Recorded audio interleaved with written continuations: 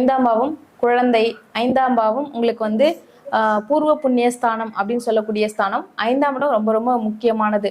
1, 5, 9 நல்லா இருந்ததுன்னா போதும், ஜாதகர் ஜெயிச்சிடுவாரு அப்படின்னு சொல்லக்கூடிய அமைப்பு இருக்கும். அது மாதிரி அந்த அளவுக்கு 5ஆம் பாவம் ஜாதகத்துல ரொம்ப முக்கியமானது. பேரு புகழ் அந்தஸ்து எல்லாமே கிடைக்கணும்னா 5ஆம் பாவம் நல்லா இருக்கணும். ஓகேங்களா? அப்போ அந்த 5ஆம் பாவமே நமக்கு முடக்காகுது அப்படின்னும் போது நம்ம எவ்வளோ வந்து நல்ல எல்லாருக்கும் நல்லது நினைச்சாலும் நல்லது செஞ்சாலும் 5ஆம் பாவம் முடக்கா இருந்தது அப்படின்னா நமக்கு வந்து திரும்ப நல்லது நினைக்க மாட்டாங்க, நல்லது செய்ய மாட்டாங்க.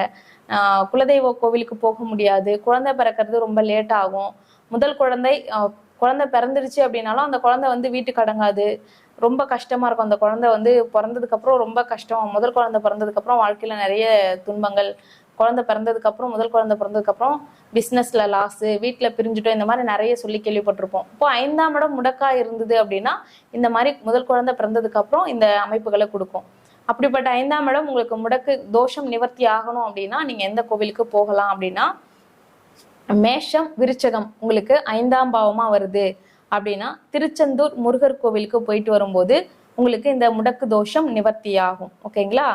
ரிஷபம் துலாம் இது வந்து உங்களுக்கு 5ஆம் பாவமா வந்து முடக்கா இருக்கு அப்படின்னா சியாத்தமங்கை இருமலர் கன்னி அப்படின்னு சொல்லக்கூடிய கோவில், இது வந்து நாகப்பட்டினம் மாவட்டத்துல இருக்கு. இந்த கோவிலுக்கு போயிட்டு வரும்போது உங்களுக்கு 5ஆம் பாவம் முடக்கா இருந்தாலும் உங்களுக்கு கண்டிப்பா இதுல இருந்து முடக்கு தோஷம் நிவர்த்தி ஆகும். அதுக்கடுத்து மிதுனம் கன்னி வந்து உங்களுக்கு 5ஆம் இடமா இருந்து உங்களுக்கு வந்து தோஷமா இருக்கு, முடக்கு தோஷமா இருக்கு அப்படின்னா ஸ்ரீமுஷ்ணம் பூவராகவ பெருமாள் கோவில், இந்த கோவிலுக்கு நீங்க போயிட்டு வரும்போது கட்டாயமா உங்களுக்கு இந்த தோஷங்கள் முடக்கு தோஷங்கள் எல்லாமே கிளியர் ஆகும். ஓகேங்களா? கடகம் அடுத்து வந்து கடகம் வந்து உங்களுக்கு 5ஆம் பாவமா வருது அப்படின்னும் போது ராமேஸ்வரம் சென்று ராமநாத சுவாமிகளை வழிபாடு பண்ணிட்டு வர்றது உங்களுக்கு முடக்கு தோஷத்தை நிவர்த்தி ஆகும். சிம்மம் வந்து உங்களுக்கு 5ஆம் பாவமா வந்து முடக்கா இருக்கு அப்படின்னும் போது திருக்காஞ்சி காசி விஸ்வநாதர் பாண்டிச்சேரி பக்கத்துல இருக்கு, திருக்காஞ்சி அப்படின்னு சொல்லக்கூடிய இடம். இந்த கோவிலுக்கு போயிட்டு நீங்க முடக்கு தோஷம் நிவர்த்தி பண்ணிட்டு வந்தீங்க அப்படின்னா கண்டிப்பா உங்களுக்கு 5ஆம் பாவம் நல்லா இருக்கும். அடுத்து தனுசு மேனம் இந்த பாவம் வந்து உங்களுக்கு 5ஆம் பாவமா வந்து முடக்கா இருக்கு அப்படின்னா திருக்கருகாவூர் கற்பக ரக்ஷாம்பிகை அப்படின்னு சொல்லக்கூடிய கோவில், முல்லை நகர் அப்படின்னு சொல்றாங்க. இந்த கோவிலுக்கு போயிட்டு வரும்போது உங்களுக்கு இந்த தோஷம் முடக்கு 5ஆம் பாவமா வந்து இந்த முடக்கு தோஷம் இருக்கு அப்படின்னா கண்டிப்பா அந்த கோவிலுக்கு நீங்க போயிட்டு வரும்போது தோஷம் நிவர்த்தி ஆகும். ஓகேங்களா? இப்போ 5ஆம் பாவம் உங்களுக்கு முடக்கா இருந்ததுன்னா என்ன மாதிரி பிரச்சனைகளை கொடுக்கும், எந்த கோவிலுக்கு போனா நிவர்த்தி கிடைக்கும் அப்படின்னு சொல்லி பார்த்தோம். நெக்ஸ்ட் 6ஆம் பாவம் அங்க எழுதிக்கோங்க. ஓகே. கண்ணன் நீங்க வந்து முடக்கு அப்படின்னா என்னதுன்னு கேட்டிருக்கீங்க. மேம் வந்து முடக்குனா என்ன அப்படின்றத பத்தி ஆரம்பத்துல நம்ம கேட்டிருந்தோம். முடக்குனா நிறைய பேர் கொஞ்சம் பேருக்கு தெரியாதுன்ட்டு, அதே மாதிரி கேட்டிருக்காங்க முடக்குனா என்ன அப்படின்ட்டு. சோ மேம் வந்து சொல்லியிருக்காங்க, நீங்க இப்பதான் வந்து ப்ரோக்ராம் பார்க்க வந்திருக்கீங்கன்னா கொஞ்சம் ஸ்க்ரால் பண்ணி பாருங்க, அதை பத்தி விளக்கமா சொல்லியிருப்பாங்க. உங்களோட ஜாதகத்துல முடக்குனா என்ன, அதனுடைய பாதிப்புகள் என்ன அப்படின்னு அதுக்கான பரிகார குறிப்புகள் தான் இப்ப கொடுத்துட்டு இருக்காங்க. லாஸ்ட்ல டைம் கிடைக்கும் போது கண்டிப்பா சொல்றேன். ஓகேங்களா? இப்போ வந்து 5ஆம் பாவம் முடக்கா இருந்ததுன்னா என்ன பிரச்சனை கொடுக்கும் அப்படின்னு சொன்னோம். அடுத்து 6ஆம் பாவம் இருக்கிறதுலே ரொம்ப எப்படி சொல்றது, நிறைய பிரச்சனைகளுக்குள்ளது அப்படின்னா 6ஆம் பாவம் தான். ஏன்னா எதிரி, வம்பு, வழக்கு, அதே போல நோய், கடன், இது எல்லாமே 6 தான். அந்த பாவம் முடக்காகி உங்களுக்கு தோஷங்கள் ஆச்சு அப்படின்னா 6ஆம் அதிபதி வலுவாங்கவும் கூடாது, கெட்டு போகவும் கூடாது. அது வந்து நியூட்ரலா இருக்கணும். அதாவது பாதகாதிபதியோட சேரும்போது ஒரு விதமான பாதிப்பை கொடுக்கும். அதே 6ஆம் அதிபதி 8லயோ 12லயோ மறையும் போது பெரிய அளவுக்கு பாதிப்பை கொடுக்காது. ஆனா 6ஆம் அதிபதி போய் 7ல உட்காரும் போது மன வாழ்க்கையில பிரச்சனையை கொடுத்துரும். 6ஆம் அதிபதி போயிட்டு 9ல இருக்கு அப்படின்னா அப்பாவுக்கும் பிள்ளைக்கும் கொஞ்சம் பிரச்சனையை கொடுக்கும். அதே போல அப்பா செய்துட்டு இருக்க வேலையை கூட இவங்க செய்வாங்க. இருந்தாலும் அந்த 6ஆம் அதிபதி எங்க போய் உட்காருதோ அது சம்பந்தப்பட்ட கடன், அது சம்பந்தப்பட்ட நோய், அது சம்பந்தப்பட்ட சண்டை சச்சரவுகள் இதெல்லாமே கொடுக்கும். ஓகேங்களா? ஸோ அந்த இடத்துல 6ஆம் பாவத்துல ரொம்ப உஷாரா இருக்கக்கூடிய இடம். 6ஆம் இடத்துல பாவகிரகங்கள் சம்பந்தப்படக்கூடாது, உட்காரக்கூடாது.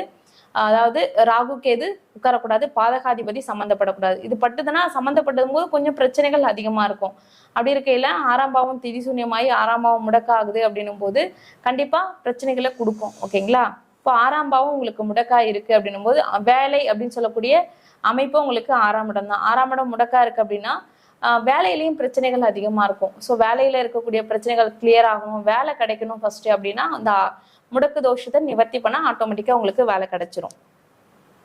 அப்போ உங்களுக்கு 6ஆம் பாவம் மேஷமாவோ விருச்சகமாவோ வருது அப்படின்னா கும்பகோணம் அருகில் இருக்கக்கூடிய மகாமகம் அப்படி குளம் மகாமக குளம் அப்படின்னு சொல்லக்கூடிய இடத்துல வீரபத்திரர் கோவில், அந்த கோவிலுக்கு நீங்க போயிட்டு வழிபாடு பண்ணிட்டு வரும்போது உங்களுக்கு இந்த 6ஆம் பாவம் சம்பந்தப்பட்ட முடக்கு கோவில் 6ஆம் பாவம் உங்களுக்கு முடக்கா இருந்ததுன்னா அதற்கான தோஷங்கள் நிவர்த்தியாகும். ரிஷபம் துலாம், இது வந்து உங்களுக்கு 6ஆம் பாவமா வருது முடக்கா இருக்கு அப்படின்னா கோவை உக்கடம் நரசிம்மர் கோவிலுக்கு போயிட்டு வந்தீங்கன்னா அப்படின்னா உங்களுக்கு கண்டிப்பா இந்த தோஷங்கள் எல்லாமே கிளியர் ஆகும், முடக்கு தோஷம் கிளியர் ஆகும். மிதுனம் கன்னி, இந்த பாவம் வந்து உங்களுக்கு 6ஆம் பாவமா இருந்து முடக்காகுது அப்படின்னா திருவெண்காடு அகோரமூர்த்தி வழிபாடு பண்ணிட்டு வரும்போது உங்களுக்கு இந்த முடக்கு நிவர்த்தி ஆகும். கடகராசி உங்களுக்கு 6ஆம் பாவமா வந்து முடக்கா ஆகுது அப்படின்னும் போது ராமேஸ்வரம் போயிட்டு வரும்போது ராமநாத சுவாமிகளை வழிபாடு பண்ணிட்டு வரும்போது உங்களுக்கு இந்த 6ஆம் பாவம் முடக்கு நிவர்த்தி ஆகும்.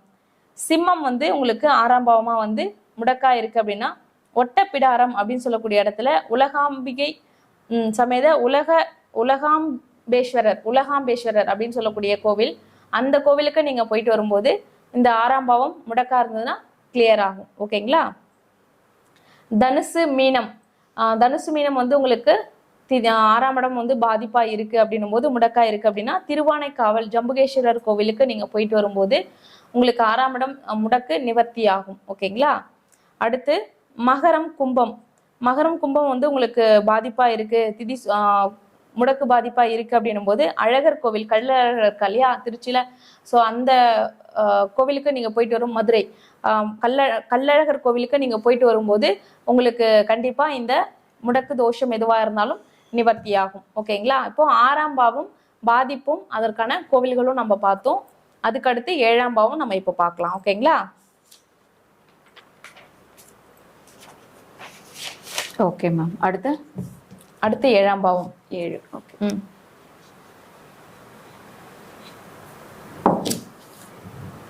7ஆம் பாவம் அப்படின்றது பார்ட்னர்ஸ், அதாவது திருமண வாழ்க்கையில கணவன் மனைவி அப்படின்னு சொல்லக்கூடிய இடம் 7ஆம் பாவம்.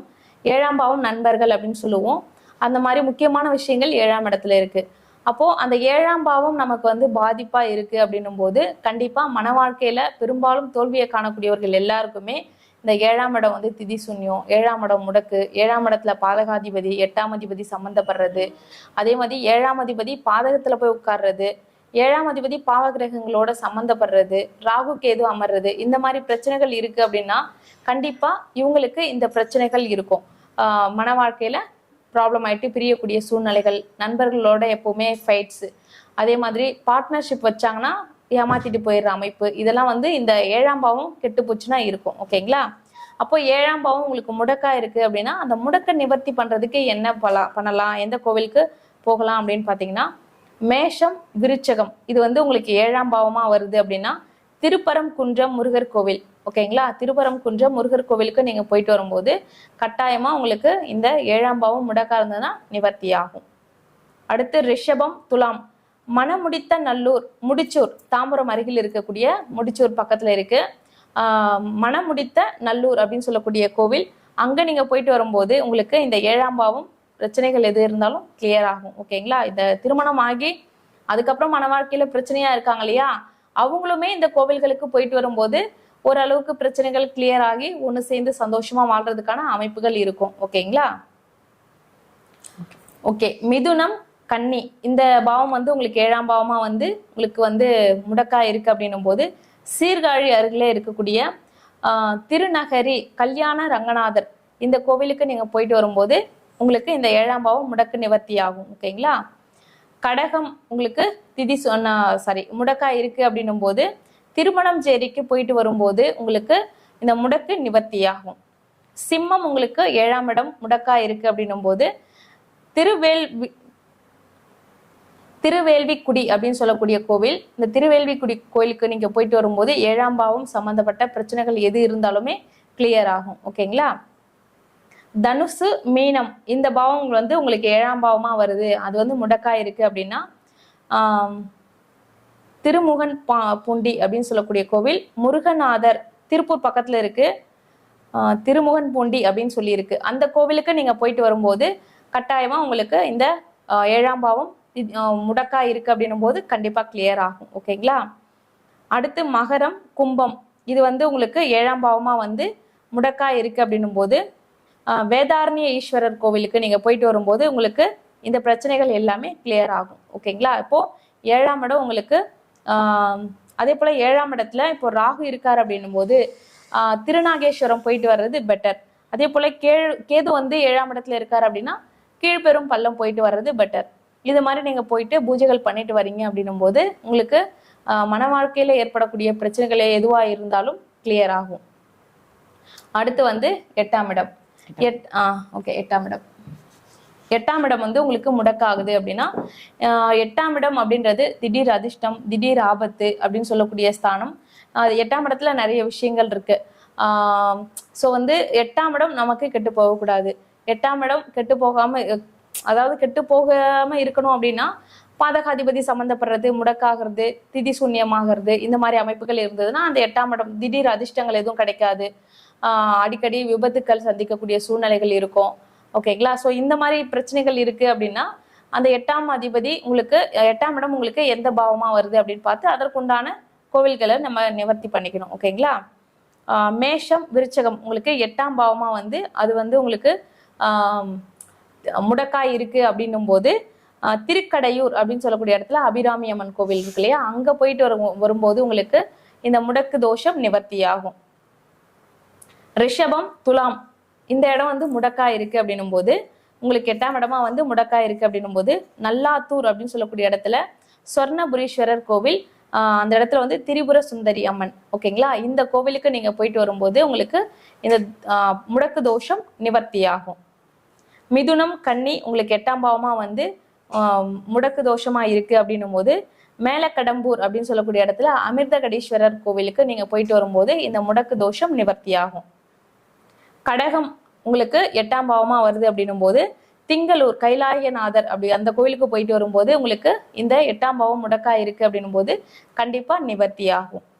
சிம்மம் அப்படின்னும் போது உங்களுக்கு 8ஆம் பாவமா வந்து திதி முடக்கா ஆகுது அப்படின்னும் போது பருதியப்பர் கோவில் மேல ஊலூர் அப்படின்னு சொல்லி இருக்கு, தஞ்சாவூர் பக்கத்துல பட்டுக்கோட்டை சைடு, அந்த தஞ்சாவூர் டு பட்டுக்கோட்டை அந்த சரௌண்டிங்ல போற வழியில தான் இருக்கு அப்படின்னு சொல்றாங்க. இந்த பருதியப்பர் கோவிலுக்கு நீங்க போயிட்டு வரையில உங்களுக்கு இந்த 8ஆம் பாவம் முடக்கா இருந்தது அப்படின்னா கண்டிப்பா நிவர்த்தி ஆகும். ஓகேங்களா?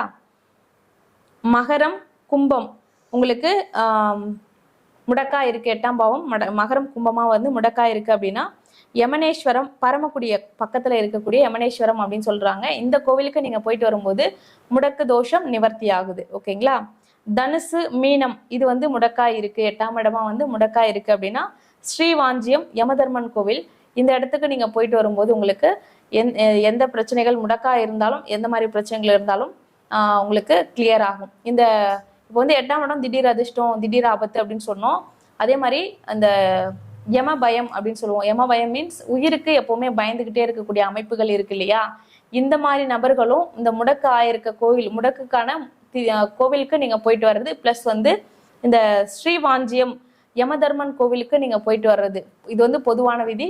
இந்த யமதர்மன் கோவிலுக்கு நீங்க போயிட்டு வந்து அங்க அர்ச்சனைகள் பண்ணிட்டு உங்க பேருக்கு வெளியே வந்து அன்னதானம் பண்ணிட்டு வரீங்க அப்படின்னா கண்டிப்பா உங்களுக்கு இந்த யம பயம் கண்டிப்பா நீங்கும். ஓகேங்களா?